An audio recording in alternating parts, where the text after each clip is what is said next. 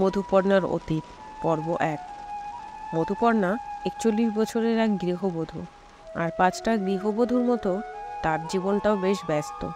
সকাল থেকে রাত অবধি ওই একই রুটিনে চলে তার জীবন। মধুপর্ণার সংসারটা খুব একটা ছোট ছিল না। স্বামী, ২ ছেলে মেয়ে, শ্বশুর শাশুড়ি, দেওর, তার বউ এবং তার বাচ্চা, সব মিলিয়ে মোট ৯ জনের সংসার। সবার কাজটা মোটামুটি মধুপর্ণাকে একা হাতেই সামলাতে হয়। তাতে আপত্তি ছিল না তার খুব একটা। সে তো এই কাজটাই করে আসছে বিগত ১৫ বছর ধরে।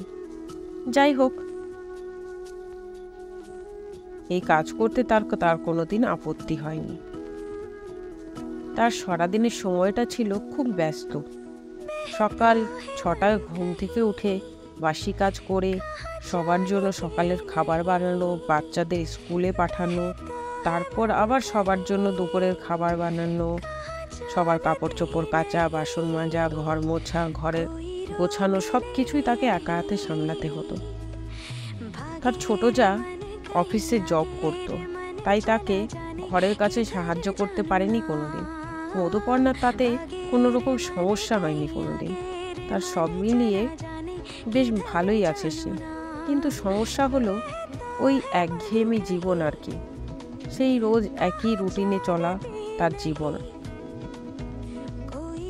মধুপর্ণার শাশুড়ি কিছুদিন ধরে লক্ষ্য করছে যে মধুপর্ণাকে কেমন যেন একটা লাগছে, বিধ্বস্ত, অগোছালো, মন মরা। এই বয়সটা অবশ্যই শাশুড়ি মাও কাটিয়ে এসেছেন, তাই তার আর বুঝতে বাকি রাখলো না যে মধুপর্ণার ঠিক কী হয়েছে। তাই সেদিন মধুপর্ণার বরকে ডেকে তার শাশুড়ি বলল, তোরা কিছুদিনের জন্য গরমের ছুটিতে বাইরে কোথাও বেরিয়ে আয়। কথাটা শুনে মধুপর্ণা খুব খুশি হয়েছিল, কিন্তু তার বর হঠাৎ করে বলে উঠল, না না, আমি যেতে পারবো না, আমার অফিস আছে। ও বরঞ্চ ওর বাপের বাড়ি থেকে বাচ্চা কাচ্চা নিয়ে ঘুরে আসুক। কথাটা শুনে মধুপর্ণা কষ্ট পেয়েছিল। মধুপর্ণার শাশুড়ি কিছুটা রেগে গিয়ে তার ছেলেকে বলে উঠল, মায়ের মুখের উপরে কথা বলতে শিখে গেছিস? যা বলছি সেটা কর, আমি যেটা বলেছি সেটাই করতে হবে, দ্বিতীয়বার কোনো কথা হবে না। মায়ের মুখের উপর কথা না বলতে পেরে মধুপর্ণার বর ঘরে ফিরে গেল। বাচ্চাদের গরমের ছুটিতে মধুপর্ণা ও তার বর ডিসাইড করলো তারা পাহাড়ের কোথাও একটা ঘুরতে যাবে, এবং সে মতো তারা ঘুরতেও গেল। মধুপর্ণা খুব খুশি। আজ প্রায় ৫ বছর পরে সে বাড়ির বাইরে বেরিয়েছে। বিগত ৫ বছরে সে বাড়ি আর বাপের বাড়ি ছাড়া আর কোথাও বেরায়নি, তাই সে খুব আনন্দিত। খুব আনন্দে কাটছিল তার দিনগুলো। হঠাৎ একদিন বিকেলবেলা রেস্টুরেন্টে খেতে গিয়ে এক ভদ্রলোক মধুপর্ণাকে এসে বলল, কি বেশ তো ভালোই আছো, আবার ২টো বাচ্চাও আছে দেখি, তোমার বিয়েটা হলো কি করে বলো তো? এটা বলে ভদ্রলোক সেখান থেকে চলে গেল। মধুপর্ণার হাজবেন্ডের জিনিসটা কেমন একটা গোলমেলে লাগলো। সে মধুপর্ণাকে বলল, তুমি ওনাকে চেনো?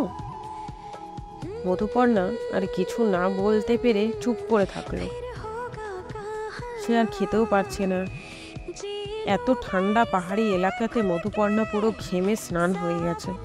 তার হাজবেন্ড বুঝতে পারলো কিছু তো একটা ব্যাপার আছে, তাই সে কথা না বাড়িয়ে সবার খাওয়া দাওয়া শেষ করে তাড়াতাড়ি রুমের দিকে চলে গেল।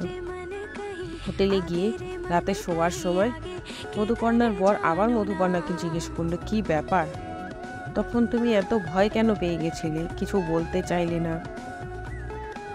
এই কথাটা তার হাজবেন্ডের মুখ থেকে শুনে মধুপর্ণা আবার ভয় পেয়ে গেল। ভয় পেয়ে তার হাজবেন্ডের মুখের দিকে তাকিয়ে কেমন একটা অস্থির হয়ে উঠল সে, আবার ঘেমে স্নান সে। মধুপর্ণার হাজবেন্ড বুঝতে পারলো কিছু তো একটা ব্যাপার আছে, আর যেটা মধুপর্ণা বলতে পারছে না। এটার খবর আমাকে নিজেকেই লাগাতে হবে।